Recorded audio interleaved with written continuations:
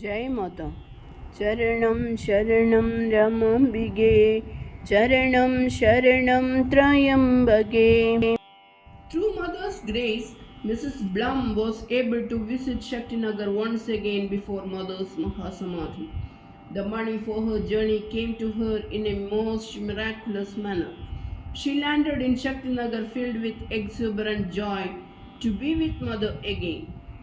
She had thought she would be able to stay only a couple of months, but such was Mother's boundless love and help that Mrs. Blum was able to stay for many more months. The day before she left, Mother granted her a mystic revelation of her supreme nature. The next day, as the time approached for her to leave, we gathered round the van that was to take her to the airport. It was a very poignant moment, for Mrs. Blum knew she would never be able to afford another trip to India. Filled with sorrow, she was taking leave of us when in the distance we saw Mother coming towards us, accompanied by RAMADEVI. Mrs. Blum was overwhelmed with joy and gratitude and could not speak, for she knew Mother was very fatigued at that time. With a loving smile, Mother helped her into the van and gave her some packages of sweets and fruits. With her hands raised in tender blessing, Mother stood till the van disappeared from the sight. It was to be the last darshan of Mother for that devoted soul. True to her words, Mrs. Blum worked hard to spread the glory of Mother. Weekly satsangs were held in the house of an invalid friend of hers. There she talked of Mother, her teachings, and inculcated in many the japa of Mother's name and the greatness of prayer to Mother. Even without seeing Mother, many experienced Mother's divine grace at moments of crisis. Others found strength to carry life's burdens. Yet others experienced the light of Mother's mercy, lighting the dark corridors of their lives. I had become very close to Mrs. Blum, and we continued to correspond. Due to the intensity of her effort, my earlier book, Mother and Bhagwan, was translated beautifully into Spanish and is still being read by many who find solace reading about the Mother. Even now, she writes that in the bustle and tribulations of her life, the Mother's grace envelops her and she feels the beloved presence around her. She continues to exist in Mother. During those years at Shaktinagar, from all over India and abroad, people thronged for Mother's darshan. There were philosophers and savants who gave learned discourses, musicians of repute, Harikatha exponents, troops of Karnataka's famous Yakshagana, all came and performed before Mother. Many recognized Mother's divinity. All became the recipients of Mother's blessings. Classical music and all the arts were very dear to Mother, for she saw only the flowering of God's glory in them. In November 1975, in response to the pleas of disciples in Tellicherry, Mother decided to visit Tellicherry.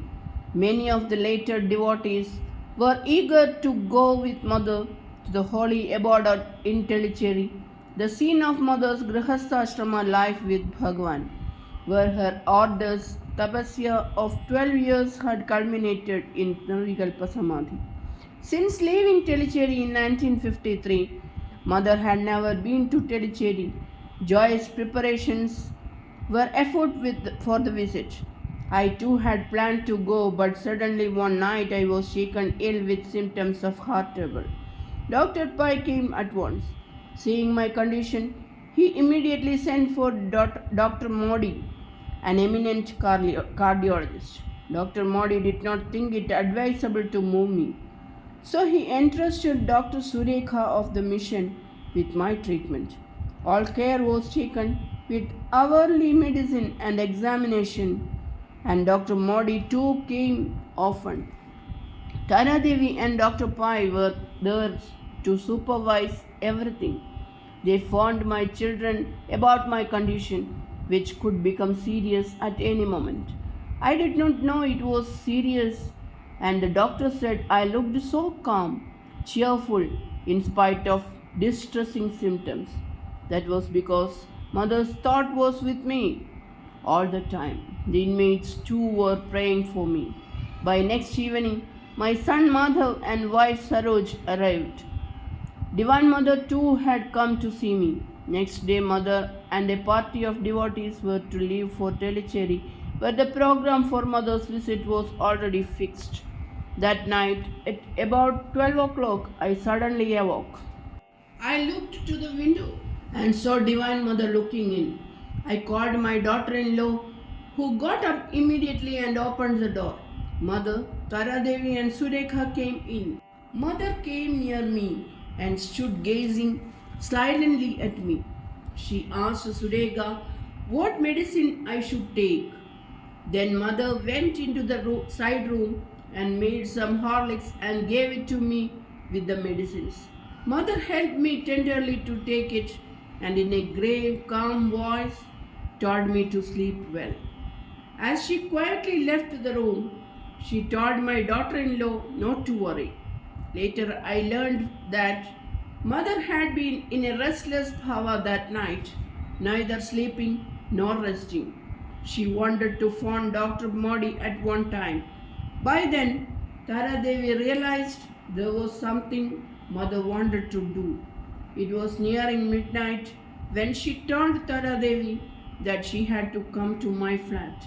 Both of them came to my flat and looking through the window found us fast asleep.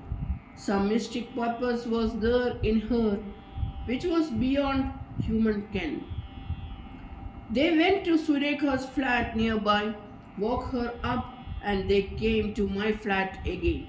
I must have felt that silent divine call and awakened. The next day, as Mother was leaving for Tellicherry, it was decided that I should go for a few days to Father Muller's hospital where Dr. Modi was working. My son took me in the car, and as we neared Mother Nilayam, I was blessed to see Mother standing on the balcony, her hands raised in benediction. The programs at Tellicherry went off in a most glorious manner. Devotees from all centers had come to participate in the sacred events there. It was a moving experience for all to see the home consecrated by Mother's Dharma Acharana and to worship in the hallowed puja room where Mother had the transcendental vision of Sri Ramachandra and other divinities and where the final merger in the absolute occurred. During that visit, Mother visited Kavumbhagam Mandali near Tellicherry and blessed the devotees there.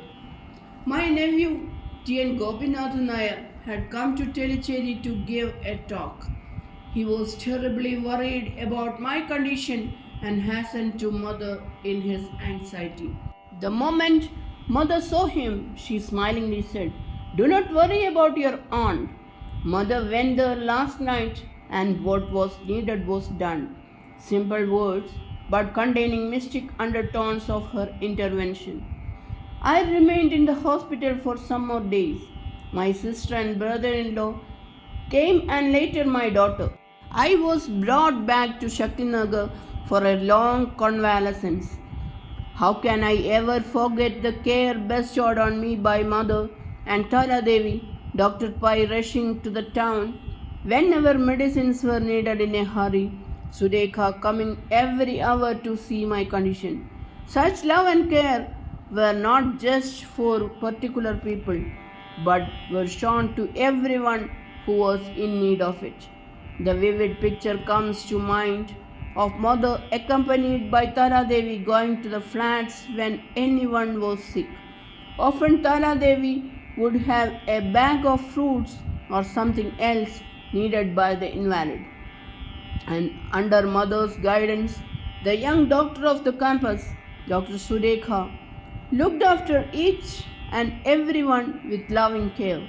Charanam Sharanam Ramambige Charanam Sharanam Trayambage. Jai Mother.